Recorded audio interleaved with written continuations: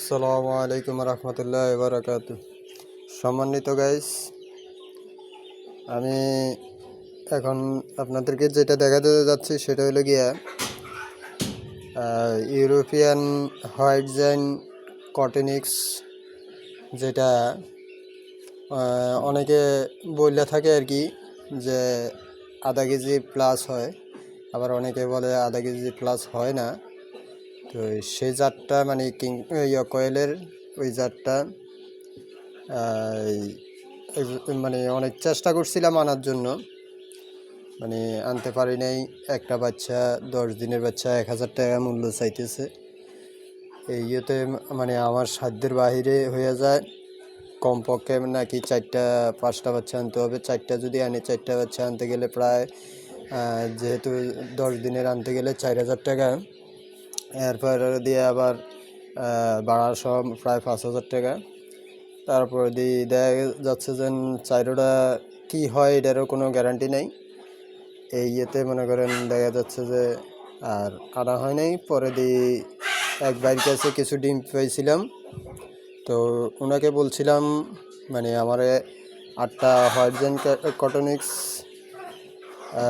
এবং কি 8টা Northern Bob কোয়েলের মানে ইয়ে দেওয়ার জন্য, ডিম দেওয়ার জন্য। তো এই যে মোট 16টা। তো উনি কী করলেন, 7টা হোয়াইট জাইনের ডিম দিচ্ছে আর 9টা দিছিল নর্দার্নের। তো যখন ইয়ে করলাম দেখলাম যে মানে নর্দার্নের 4টা ডিম মিস গেছে, 5টা ডিম মানে ইয়ে আছে। এখন বাকিটা আল্লাহর ইচ্ছা কি 500টা বাচ্চা আসে কিনা। আর যেটা দেখলাম 7টা ওই যে হোয়াইট জাইন কটনিক্স, তো 7টারই বাচ্চা ফুটে গেছে এই রাত্রে। সেটাই আপনাদেরকে এখন দেখাতে যাচ্ছিলাম। এই যে এই বাচ্চাগুলো,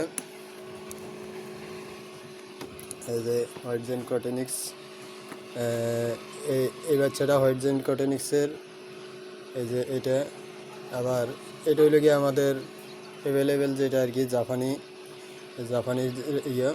তো এখানে আমার মানে 10টা বাচ্চা ফুটছে, যা আমি দেখলাম আর কি। 10টার মধ্যে 7টা যেহেতু মনে করেন হোয়াইট জাইন আছে, আর 3টা মানে দেশি জাপানি কিংয়ের। তো ডিমগুলো আমি চিহ্নিত করে রাখছিলাম সেই ইয়েতে, মানে ইয়ে হইলে আমার গ্যারান্টি ইয়ে হইল যে 7টাই মানে আসছে। তো সবাই দোয়া করবেন আল্লাহ যেন আমাকে সফলতা দান করেন। আপনাদের দোয়াই আমার মূল চাবিকাঠি। আপনাদের দোয়া ব্যতীত কোনো কিছু করা সম্ভব না। আল্লাহর রহমত, আপনাদের দোয়া, এটাই মানে মূল এই আর কি। তো সবাই দোয়া করবেন। আসসালামু আলাইকুম রহমতুল্লাহি ওয়া বারাকাতুহু।